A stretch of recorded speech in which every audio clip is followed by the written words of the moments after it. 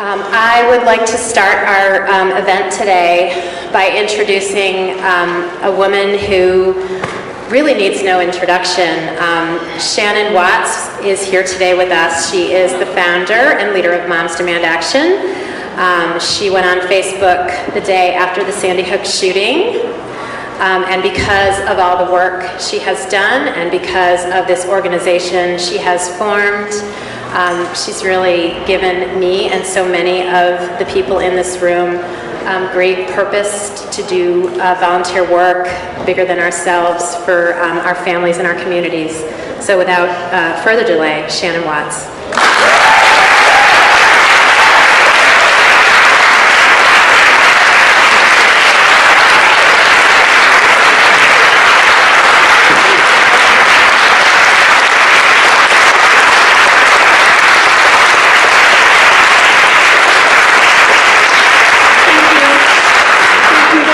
Very kind of you, and thank you so much, Jen, for the warm welcome. It's been amazing. I was just talking about how much we'd aged together in the last 6 years, looking back at pictures the other day. But it is wonderful to be back in Rhode Island with all of you. You know, we have been fighting for gun safety for some time now here in Rhode Island, starting several years ago when all of you fought tirelessly to pass domestic gun violence legislation to disarm domestic abusers. And there are two powerful domestic violence survivors here, Giovanna and Barbara. Where are you?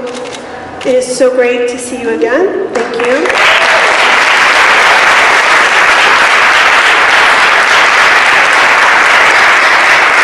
Thanks to all of you and your hard work, that law was finally passed and very quickly signed into law by Governor Raimondo, a longtime gun sense champion. And that was a long and hard fight. But instead of sitting back and enjoying your victory, you immediately pivoted to passing red flag legislation shortly after the tragic shooting in Parkland. And again, Governor Raimondo, the first to sign an executive order establishing a statewide red flag policy post-Parkland, and signed the life-saving legislation into law as soon as the legislature passed it. So thank you, Governor.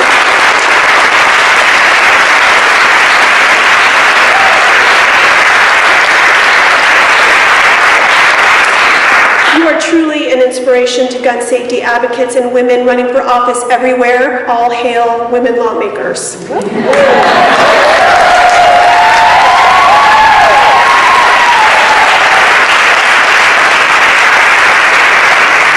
thanks to all of you, and thanks to Governor Raimondo, Rhode Island has emerged as a national leader on gun safety, and you've joined the ranks of states leading the fight to prevent gun violence, and other states are following your lead.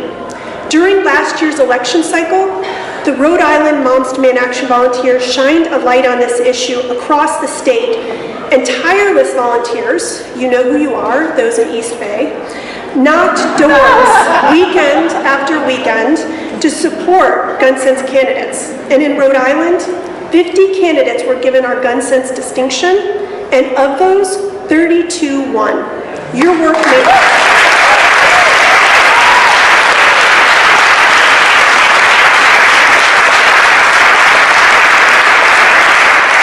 But today, we are here to urge lawmakers to support another series of common sense gun bills that would prohibit the sale of high-capacity magazines and assault weapons and strengthen an existing state law that prohibits guns in K-12 schools.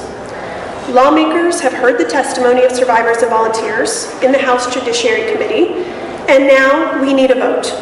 I am confident that will happen because when I look around this room, I cannot help but be in awe of the growth and resolve of this chapter. You have proven time and time again to be pragmatic, to be smart activists, to understand how to work both sides of the aisle, and how to advocate for common sense gun safety.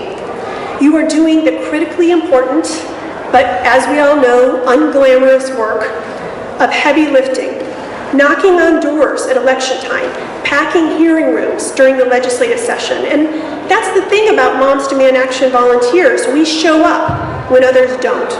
We find a babysitter, or we bring our kids with us when it counts. So thank you so much for lending your time and talents to this effort.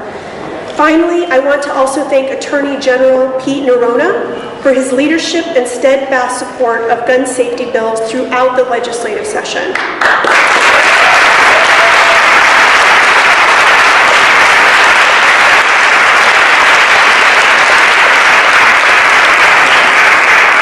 I am truly honored to join all of you today as you continue to work on this important and life-saving work in Rhode Island. Together, we have made this more than a movement, or more than a moment. It has become a movement that is sweeping the nation. Thank you so much.